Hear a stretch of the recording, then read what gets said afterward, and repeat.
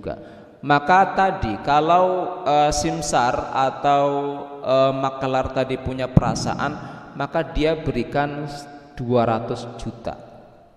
Memang kita perjanjiannya 100 juta, tapi saya bisa melakukan sampai dengan lebih dari perjanjian kita. Tapi saya kasihkan kamu 200, buat saya 50, karena saya kan cuma modal cangkem, orang duwe apa-apa gitu ya. Ridho ora? Ridho. Kan tadi akad simsar atau makelar itu akadnya antarodhin, dua-duanya sama-sama ridho, harus ridho. Maka kalau tadi ya rujukan awalnya adalah dari perkataan Ibnu Abbas, ya sah hukumnya meskipun dia berani dan mampu menjualkan sampai dengan 500 juta dan memberikan 100 juta. Sangat mungkin sekali, namanya ya tanah itu kan emas hitam dan harganya bisa melambung tergantung nanti kondisi kedepannya. Selamat datang di channel YouTube Cahaya Muhammadiyah. Bismillahirrahmanirrahim. Assalamualaikum warahmatullahi wabarakatuh. Innal hamdalillah nahmaduhu wa nasta'inuhu wa nastaghfiruh wa na'udzu billahi min shururi anfusina wa min sayyiati a'malina. May yahdihillahu fala mudilla lahu wa may yudlil fala hadiyalah. Asyhadu annahu la ilaha illallah wahdahu wa anna Muhammadan abduhu wa rasuluh. Nusalli wa nusallim ala habibina al-Mustafa Muhammad ibn Abdullah alladzi qad ballagha risalah wa addal amanah wa nasaha al-umma wa jahada fi amrihi haqqa jihadi hatta ya'tina al-yaqin, amma ba'du. Syukur senantiasa kita panjatkan kepada Ilahi Rabbi yang telah mencurah limpahkan kepada kita semuanya kenikmatan dan kesempurnaan sehingga pada hari ini kita dapat meluangkan waktu untuk kembali melanjutkan kajian rutin kita. Kita berharap mudah-mudahan kita dalam berkegiatan di hari ini dan dalam meniatkan untuk menyertakan diri kita dalam kajian ini termasuk dalam ibadah yang memang diterima niat kita oleh Allah Subhanahu wa ta'ala. Salawat dan salam selalu tercurah limpahkan kepada uswatun hasanah kita Nabi Muhammad sallallahu alaihi wasallam beserta keluarga, sahabat dan pengikut beliau sampai akhir zaman. Para hadir yang dirahmati Allah, insyaallah kajian kita akan membahas terkait masih permasalahan muamalah maliyah atau segala hal yang sangkut pautnya dengan keuangan dan masih dalam urusan perdagangan, yang insyaallah kali ini akan kita coba membahas tentang simsar atau makelar, begitu ya. Makelar hubungannya, kemudian hukumnya seperti apa di dalam Al-Qur'an dan hadis, kemudian aqwal fuqaha, perkataan para ahli fikih seperti apa untuk hukum makelar itu sendiri. Kemudian yang paling penting, akad daripada makelar itu apa? Karena kita selalu melihat hubungan maliyah atau muamalah maliyah ini yang kaitannya dengan uang harus ditempelkan akadnya itu apa. Taib, secara bahasa simsar itu sendiri, kalau kita melihat definisi atau makelar niku nopo Bapak dan Ibu sekalian? Perantara. Betul, dia itu kalau kita melihat definisinya, dia adalah perantara dalam perdagangan antara penjual dan pembeli. Nah, itu memang makelar, begitu ya. Atau perantara dalam perdagangan yang menjembatani penjual dan pembeli, tetapi itu sudah menjadi profesi. Laras ji? Sudah menjadi profesi dalam menengahi dua kepentingan, penjual yang memiliki barang dan pembeli yang akan memberikan uang sebagai tanda terima tukar untuk memiliki barang, begitu ya. Dalam artian berarti dia bukan pemilik barang. Terus ya, itu yang harus kita fahamkan dulu, karena syarat jual beli itu harus ada kepemilikan. Tapi nanti banyak praktek di masyarakat kita modern ini, makelar itu plus seakan-akan pemilik. Terus ya, nah itu bagaimana nanti ya? Nah, baru kita akan bahas pelan-pelan, dimulai dari pengertian bahasa terlebih dahulu. Tapi untuk mengingatkan kita kembali, syarat atau jual beli itu akan terjadi ketika yang pertama, apa syaratnya? Barang yang dijual belikan itu toharoh, suci begitu ya, dan halal tentunya. Kemudian yang kedua, barang yang akan dijual belikan itu adalah intifa, dapat dimanfaatkan. Kemudian yang ketiga nopo? Memiliki kepemilikan atas barang itu. Itu yang ketiga ya. Ini yang menjadi nanti mungkin akan kena makelar itu seakan-akan itu hak miliknya. Nanti kena. Nanti kita bahas seperti apa. Syarat yang keempat adalah mampu untuk diserahkan, al-qudratu ala taslim, yang keempat. Kemudian yang kelima, diketahui, al-ilmu bihi, dalam artian barangnya ada. Kemudian makbudun, dapat kemudian diserah terimakan. Itu paling tidak ada 5 syarat, dan kelimanya sudah kita bahas sampai dengan selesai. Baru kemudian hal-hal selanjutnya yang ada sangkut pautnya dengan kelima syarat tadi. Baik,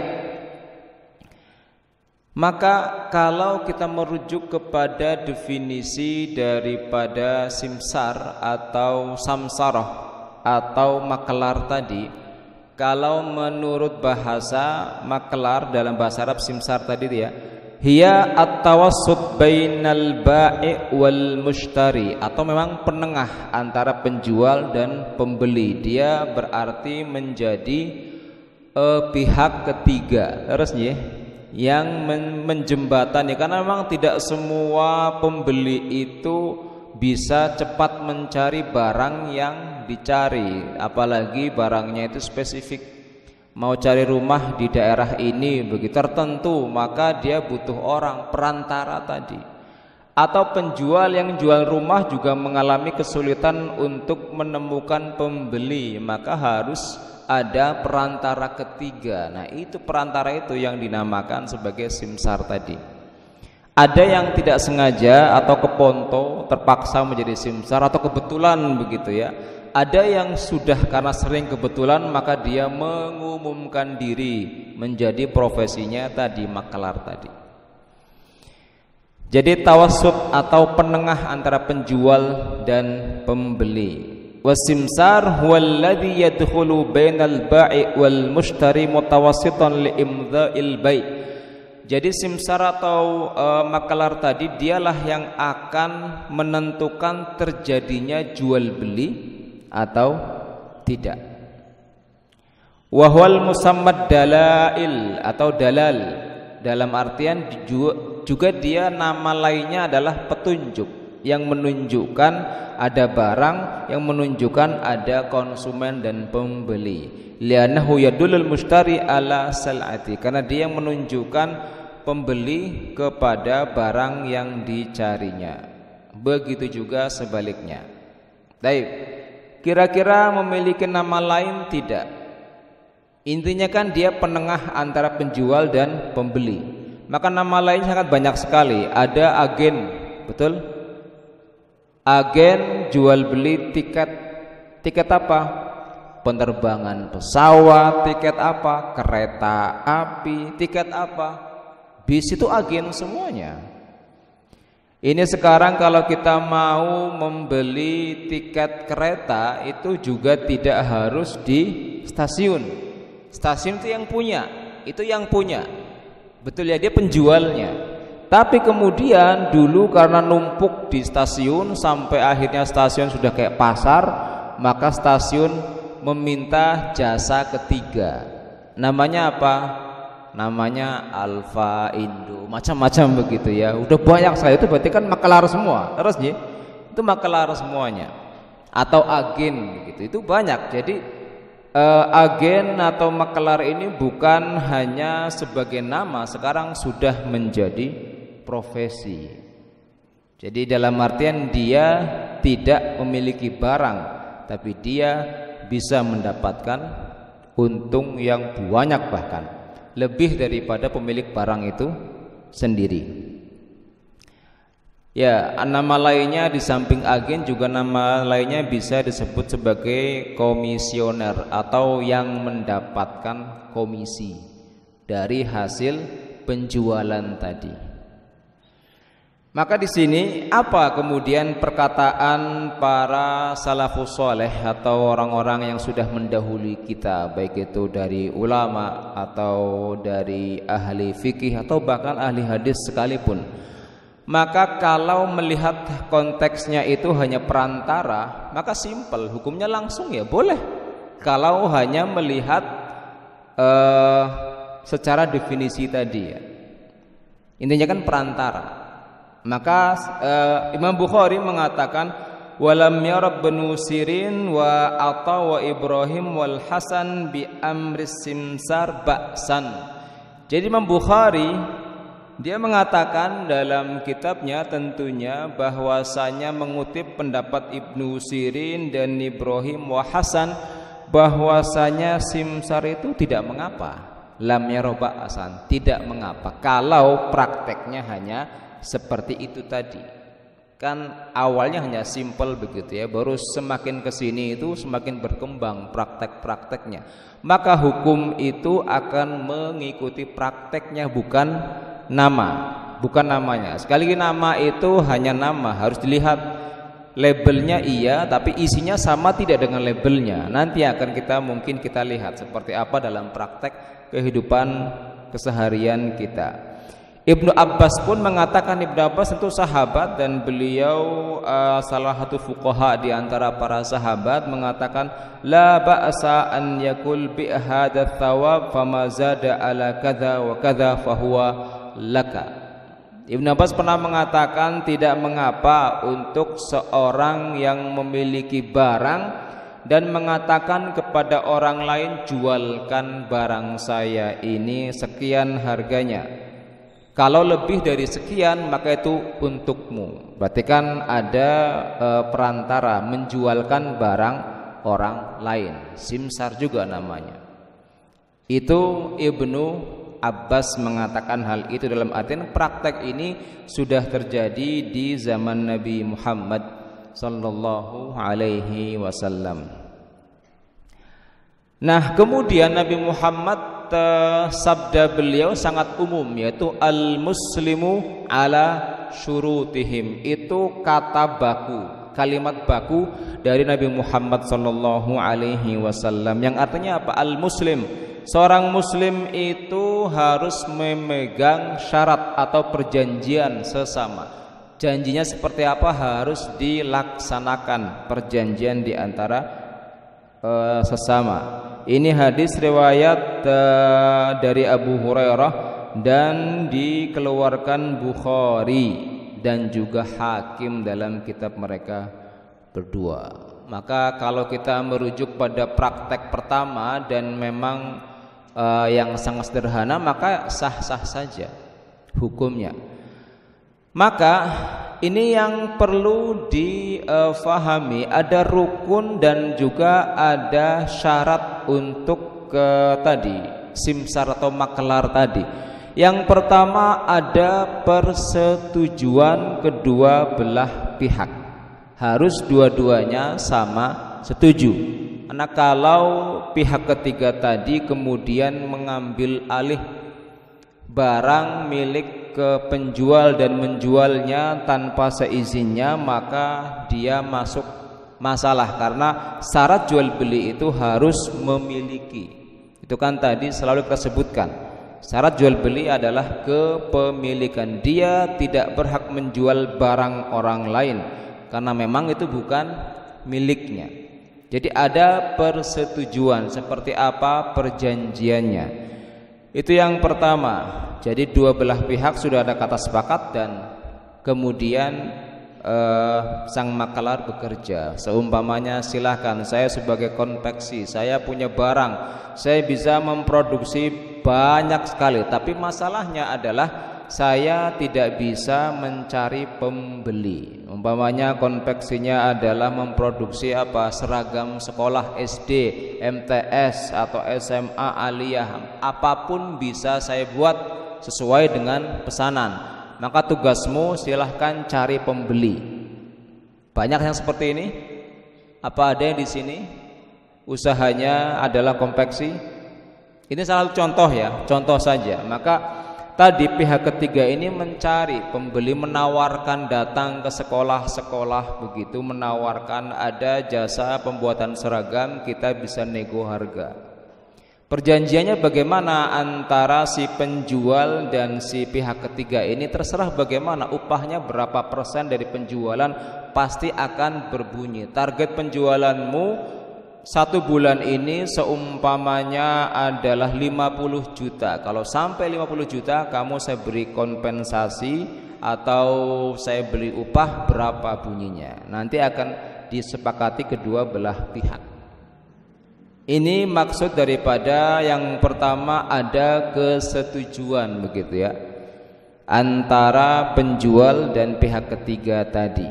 Kemudian yang kedua, barang diketahui dan jaiz syar'an, dalam artian barang yang diperjualbelikan juga harus sesuai ketentuan syar'i, maka tidak boleh menjadi penjual barang-barang yang tidak diizinkan syar'i untuk diperjualbelikan, dalam artian barang-barang yang muharram, yang diharamkan secara syariat.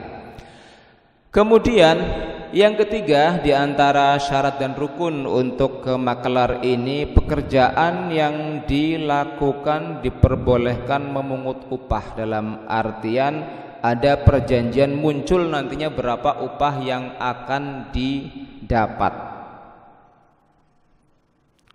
Nah, ini untuk upah ini atau ijarah biasanya akan muncul pembahasan seperti bagaimana kalau pihak ketiga ini, makelar ini, menerima jasa pesanan dari masjid. Masjid ini butuh muadzin atau butuh imam. Sangat mungkin suatu saat akan muncul permintaan seperti ini, saking tidak ada orang yang bisa mengimami, maka masjid kewalahan meminta pihak ketiga untuk mencari orang yang dapat dijadikan imam begitu ya. Maka muadzin, kemudian guru ngaji pun sama. Kemudian badal haji menurut Imam Hambali itu profesi yang tidak boleh mendapatkan upah menurut Imam Hambali. Tapi imam yang lain mengatakan boleh muadzin mendapatkan upah begitu ya. Boleh guru ngaji, bahkan malah dianjurkan. Ini guru ngaji biasanya malah gajinya itu menggunakan kata bismillah, dengan nama Allah. Karena gajinya sangat kecil sekali, maka masya Allah, sesuai dengan kehendak Allah. Karena guru ngaji itu hampir orang tidak memperhatikan, ia tidak ada gajinya bahkan. Nah ini justru tiga imam yang lainnya mengatakan bahkan justru guru ngaji itulah yang harus diberikan hak mereka, karena ada waktu yang diluangkan, karena ada tenaga yang dikeluarkan. Bukan masalah Al-Qur'annya, tapi tenaganya dihargai, perhatiannya dihargai. Kalau profesi yang lain saja, menata bata, mendirikan tiang, itu dihargai, apalagi ini menata lisan anak-anak kita untuk mampu membaca Al-Qur'an, apakah itu tidak dihargai? Nah itu menurut pendapat imam yang lainnya. Dan itu yang harus menjadi perhatian kita. Gawe masjid, nata bentuk rumah saja kita berani menggaji satu hari itu 100.000, 150.000, 70.000, tergantung upah masing-masing. Guru ngaji satu minggunya 100.000, boten, atau bahkan sebulan 100.000 itu. atau bahkan hanya terima kasih saja. Padahal itu menata lisan anak-anak kita untuk mampu membaca Al-Quran itu jauh lebih sulit dan lebih membekas dan bermanfaat dunia dan akhirat tentunya. Baik, jadi upah ini bentuknya berarti untuk kita nanti akan masuk ke dalam akadnya, akad apa ya? Berarti akadnya akad upah atau jual belinya adalah jasa. Karena tidak semua jual beli itu barang, ada juga jual beli jasa. Nah, masuk berarti untuk simsar ini jual belinya adalah jasa, dalam artian dia menawarkan jasa dan dia akan mendapatkan uang atas jasa yang telah dikeluarkan. Tidak ada bentuk fisiknya, tetapi kelihatan kerjanya. Jadi yang dia jual adalah pemikiran dia, yang dia jual adalah usaha dia untuk mencari konsumen. Itu kan jual beli jasa, bukan jual beli barang. Jadi tijarah ini masuk semuanya, jadi sangat umum kata-kata tijarah itu sendiri. Taib, maka kalau kita berbicara rukun dan syarat upah atau akadnya, kalau akadnya itu adalah ijarah atau jasa ya, maka dia ada muajir, kemudian mustajir dan ujroh. Muajir itu apa? Muajir dan mustajir itu orang yang memberikan upah dan orang yang menerima upah dari jasa tersebut. Jadi jasa layanan sangat banyak sekali. Jasa contohnya ada konsultasi desain masjid. Hanya konsultasi dulu itu sudah ada berbunyi upahnya, karena dia akan mempertimbangkan bentuk, tata letak, estetika, manfaat masjid itu biasanya lebih tepatnya di mana posisi kamar mandinya itu ada tata letaknya untuk ergonomis atau kenyamanannya. Itu hanya orang-orang yang pernah belajar dalam ilmu bangunan yang tahu, bukan desainnya, tapi hanya konsultasi saja. Itu kan jasa, hanya memberikan pendapat. Atau juga sama, semua ahli-ahli di bidangnya masing-masing. Konsultan hukum itu hanya konsultasi masalah hukum, dia tidak memberikan apapun, tidak ada barang yang disediakan. Itu sama, itu namanya akadnya adalah ijarah tadi. Nah ini maka syarat bagi kalau masuk ke akad simsar itu adalah yang berkaitan dengan upah mengupahi, begitu ya. Maka harus ada orang yang memberikan upah dan menerima upah, dan mereka semuanya dua-duanya itu harus baligh, kemudian akil, kemudian setelah akil ahlan lit tasarruf, atau dia memiliki wewenang untuk mengambil keputusan. Itu penting. Kemudian dua-duanya ridho, itu harus ada pada keduanya, 4 unsur tadi. Selanjutnya ada upah yang disepakati, jumlahnya diketahui, kemudian hartanya harus tetap di antara penjelasan upah tadi. Harta tetap dalam artian kalau saya sudah memberikan konsultasi untuk bentuk masjid ini, maka harus berbunyi apa yang diterima, uangnya, upahnya. Jangan kemudian upahnya adalah kamu boleh sholat jamaah di masjid ini seumur hidupmu, itu upahmu. Itu nggak bisa. Tidak bisa, harus jelas upahnya apa. Jasa ya upahnya uang, jangan jasa dibalas dengan jasa lagi. Harus bentuk yang berbeda lagi, entah barang atau uang, itu bisa. Jadi tidak boleh upah itu sama halnya dengan apa yang dia lakukan, tidak bisa, harus betul-betul berbeda. Maka untuk dasar hukum samsar atau simsar dalam Al-Quran itu, dalam surat Al-A'raf ketika Allah mengatakan, Al-A'raf 85 dalam Al-Quran, Allah mengatakan wa ila madyana akhahum syu'aiba qala ya qaumi ibudullaha ma lakum min ilahin ghairuh qad ja'atkum bayyinatun min rabbikum fa'auful kaila wal mizana. Kalimat yang harus dicatat adalah wala tabkhasun nasa asya'ahum wala tufsidu fil ardi ba'da islahiha. Ketika Allah mengisahkan kaum Madian, ketika waktu itu Nabi Syuaib ditugaskan di sana, Nabi Syuaib mengatakan, ya qaumi, wahai umatku, wahai kaumku, menyembahlah kepada Allah, wa auful kaila wal mizan. Kail itu kan timbangan, penuhi timbangan ketika berjual beli, dan wala tabkhasun nasa asyahum, jangan kurangi timbangan-timbangan yang kamu lakukan dalam berjual beli. Jadi kalau kita ringkas, sejatinya kita ambil contoh tadi contohnya adalah orang yang memiliki konveksi karena dia tidak memiliki keahlian dalam menjual barang, kemudian meminta pihak yang ketiga. Pihak yang ketiga ini kemudian menjajakan barang yang barang ini berupa seragam kepada sekolah-sekolah yang ada, kemudian mengatakan, saya akan menerima pesananmu. Tapi biasanya, terkadang, kebanyakan makelar ini yang menerima uangnya atau uang ditransfer langsung diberikan ke penjual tadi atau ke pemproduksi si konveksi. Biasa uang kemana? Langsung ke penjahitnya atau ke makelarnya? Biasanya praktek itu kebanyakan ke makelar. Kebanyakan, hampir semuanya ke makelar. Nanti makelar yang akan memberikan uangnya ke penjahit tadi, konveksi tadi. Kebanyakan begitu.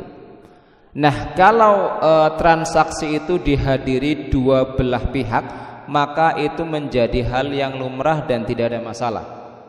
Masalah kemudian akan timbul ketika tadi si makelar ini kemudian mematok harga untuk seragam. Si berapaan Bu harganya seragam anak SD? 100.000 ada? 100 lebih, 150. Dipatok harga dari si penjahit 150. Kamu silahkan jualkan, nanti urusan gajimu nanti saya. Kesepakatannya adalah seumpamanya 10% nanti akan saya berikan dari total yang sudah dijualkan begitu. Kalau 150 bisa menjual 1000, berapa dapatnya? Mumet ya, pada sudah ngerti. Nah, nanti diambil 10% diberikan. Nah, kalau seumpamanya tidak sampai target capaiannya, tidak sampai 1000 keping terjual, maka mungkin akan turun sesuai dengan kesepakatan begitu ya. Tapi intinya kalimat di awal itu, kamu tidak boleh nambahin harga dari saya selesai.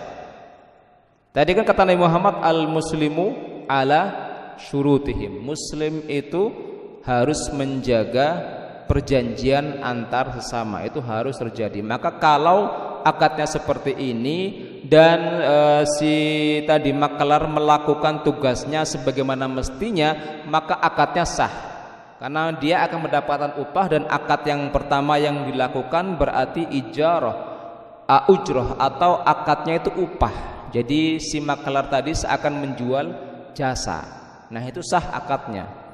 Nah, kalau berubah prakteknya tidak seperti itu. Prakteknya itu si makelar nempel harga setelahnya. Mbok seperti itu biasanya. Harga asli 150.000 ditempel menjadi 170.000. Ditempel harganya tanpa sepengetahuan si penjual asli, si pemilik. Nah, itu akadnya nantinya gimana? Boleh atau tidak? Halo Bu? Halo Pak? Ngantuk apa ya? Nah, maka akad itu harus jelas di awal. Akad harus jelas. Maka kalau kita merujuk kepada apa yang sudah disampaikan oleh tadi ya Ibnu Abbas, dan beliau pernah mengatakan pada zaman Nabi Muhammad SAW, beliau mengatakan la ba'sa an yakul bi hadza thawb fama zada an kadza wa kadza fahuwa lak.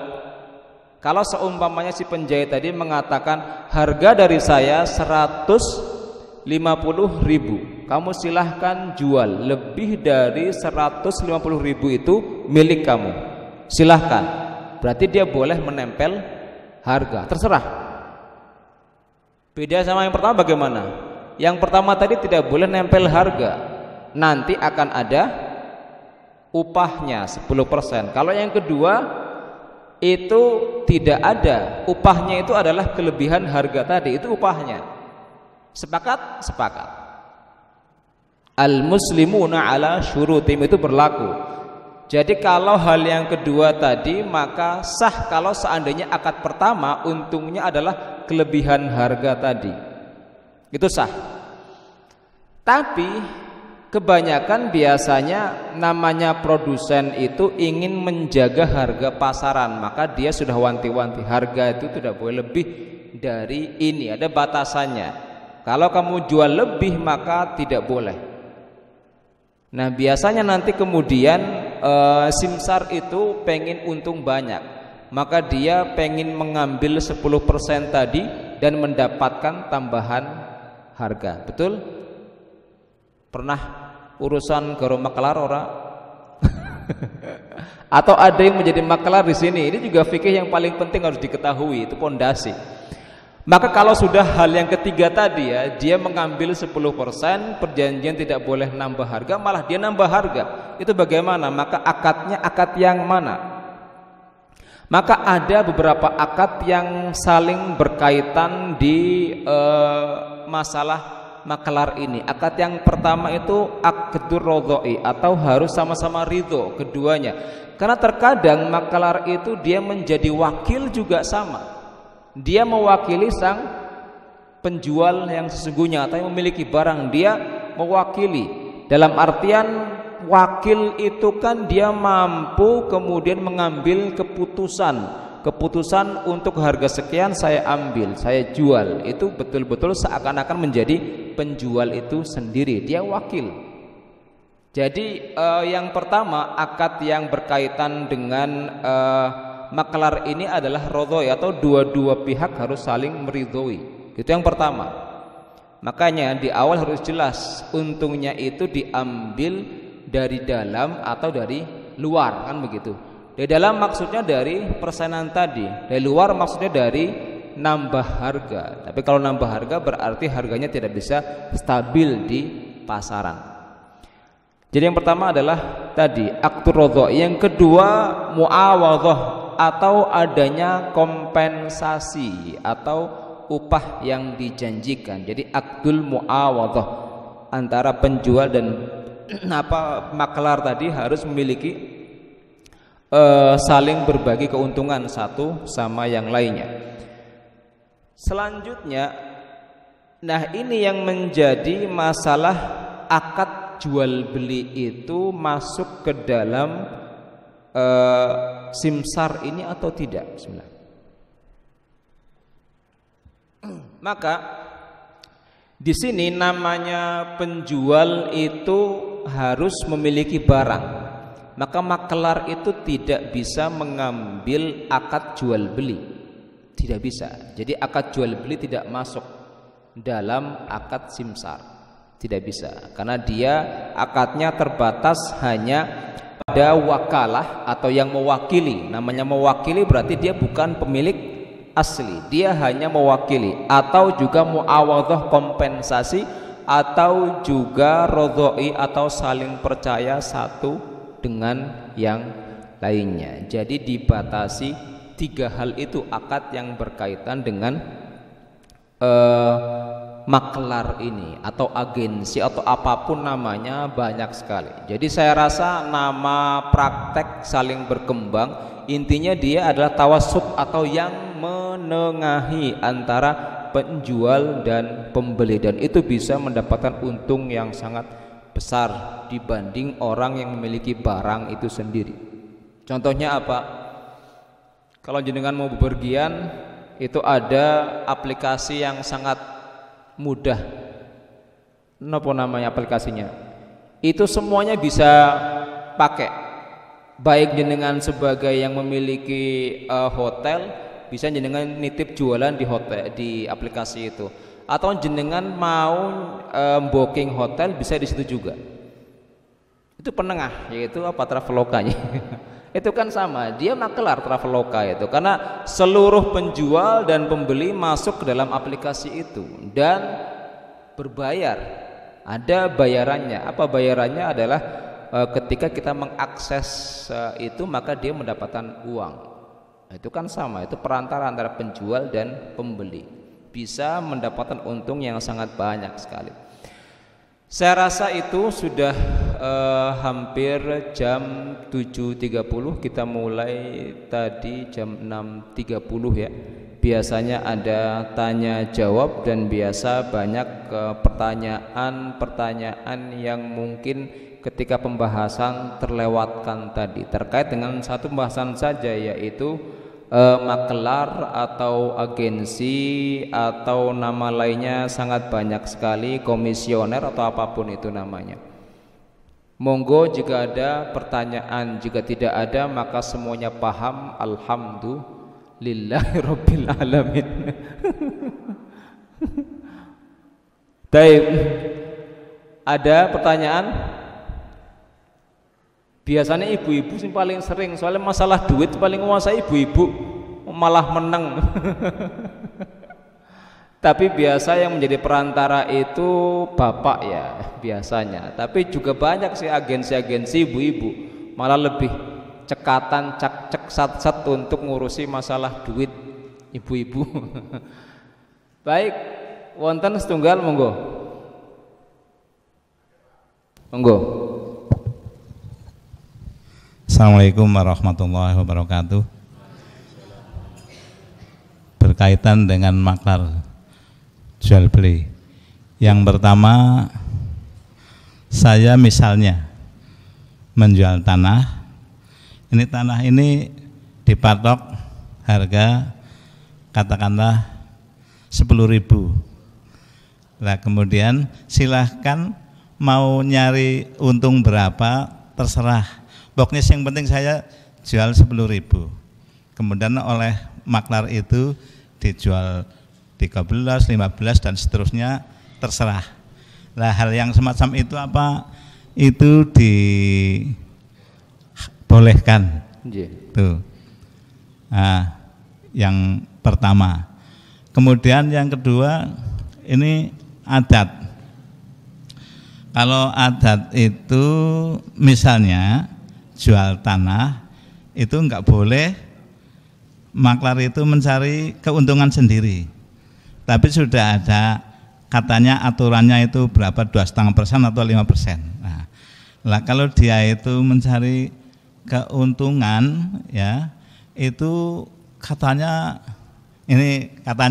pada umumnya itu menyatakan bahwa itu tidak baik. Tidak baiknya itu pokoknya ada sesuatu yang nantinya bisa mengganjal pada maklar itu sendiri. Nah, itu apa? Itu termasuk apa? Termasuk khurafat apa bukan itu? Demikian. Nun sewu. Yang kedua tadi masih kurang jelas ketika, monggo diulang yang kedua. Yang kedua itu kalau menjualkan tanah itu orang yang menjualkan tanah pokoknya mencari keuntungan sendiri maklarnya ya, itu pokoknya menurut adat itu tidak boleh ya, menurut adat loh ini loh. Nah, apa adat itu dibenarkan apa tidak? Seumpamanya si makelar ini kan tadi sudah dapat nantinya 2,5 begitu ya, tapi dia mau nambah begitu ya, atau tidak dapat 2,5, silahkan cari keuntungan sendiri. Oh okay. Betul gitu. Nah, hal yang semacam itu diperbolehkan apa tidak? Karena itu sering-seringnya itu bertentangan dengan adat. Jangan mencari adatnya, malah jangan cari keuntungan gitu ya. Terima kasih. Assalamualaikum warahmatullahi wabarakatuh. Waalaikumsalam warahmatullahi wabarakatuh. Baik. Tadi sudah kita jelaskan, tapi terkadang memang kalau sudah masuk ranah teknis praktek-praktek itu harus diperkuat kembali. Contoh-contohnya harus banyak begitu ya. Nah ini ada contoh, ada seorang yang menjual tanah, memasrahkan kepada orang, ini saya punya tanah, saya hargai 100 juta, terserah kamu mau jual berapa, yang penting saya terima 100 juta. Dia mutar, padahal di tanah itu nanti akan didirikan 10 tahun kemudian tol begitu ya. Tapi si pemilik tanah tidak tahu, tapi orang ketiga itu tahu. Maka dia bisa menjual sampai dengan 250 juta. Enak bok? Menang baik entuk 150 juta. Itu bagaimana? Kemudian yang diberikan itu 100 juta nih, perjanjian kita, saya menjual dan saya menyerahkan kamu 100 juta nih, 100 juta buat kamu, buat saya 150 juta kipas-kipas. Dan dia diumumkan, kira-kira yang punya tanah sakit hati tidak?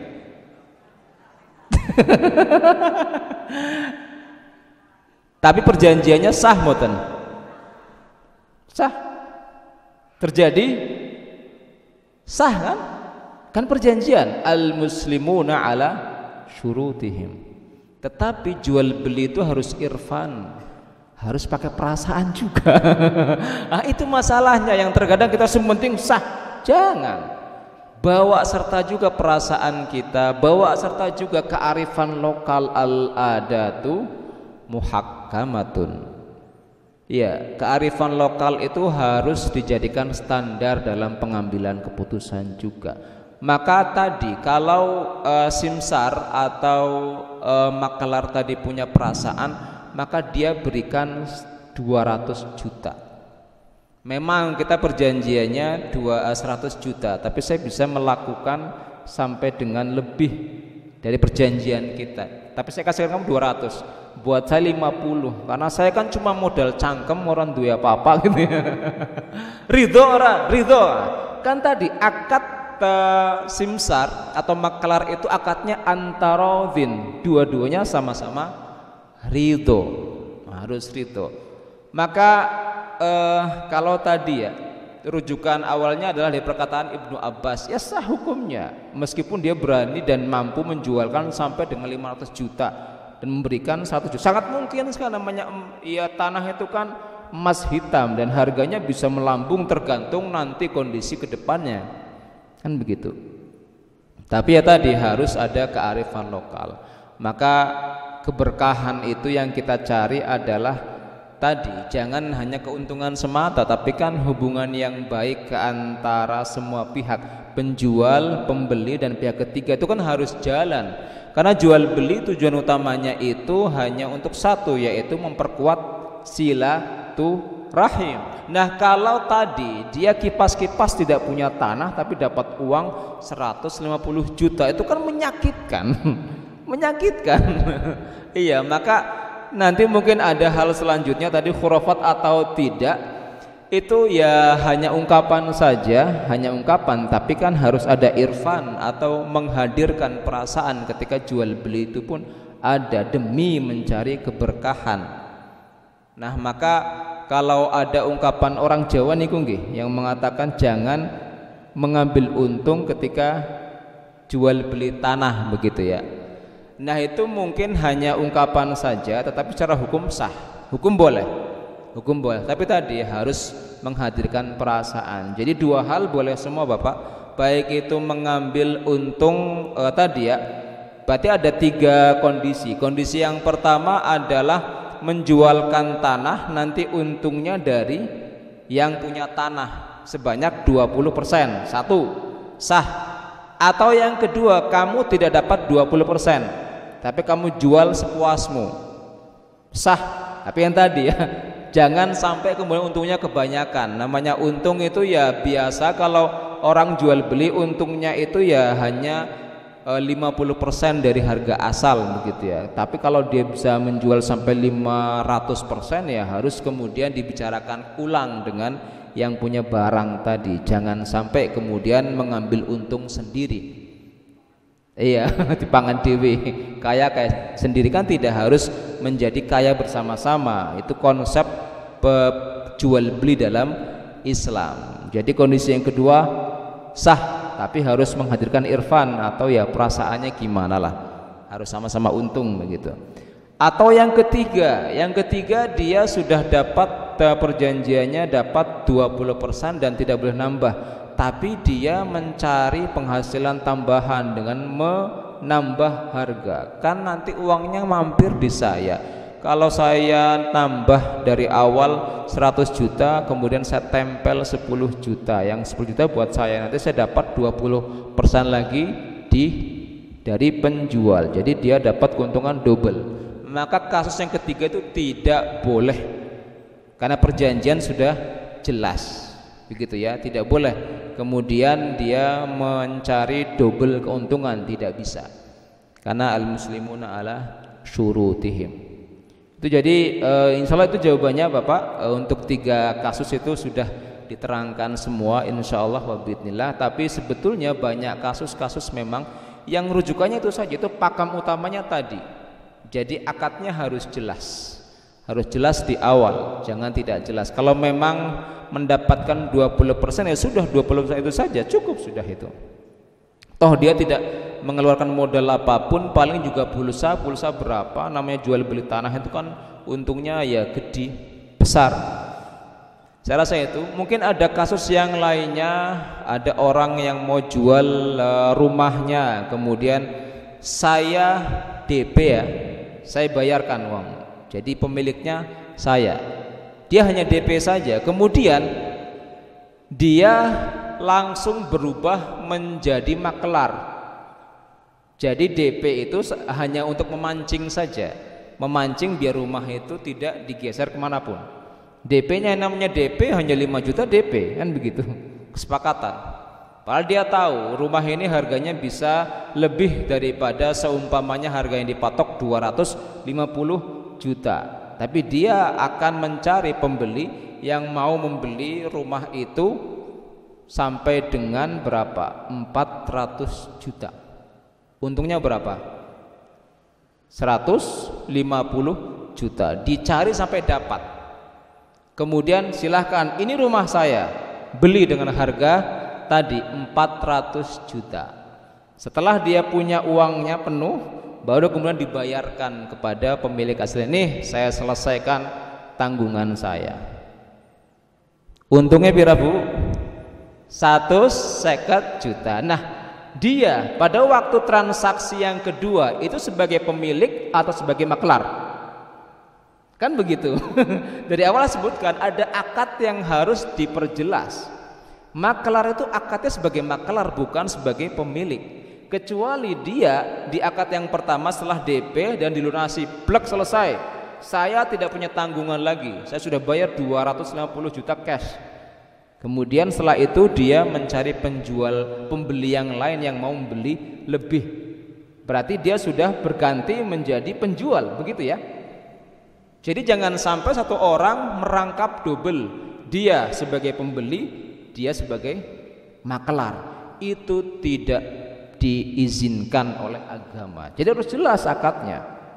Jangan mencari untung tapi akadnya nggak jelas. Karena akad dengan pemilik pertama itu kan dia DP dan dia akan melunasi.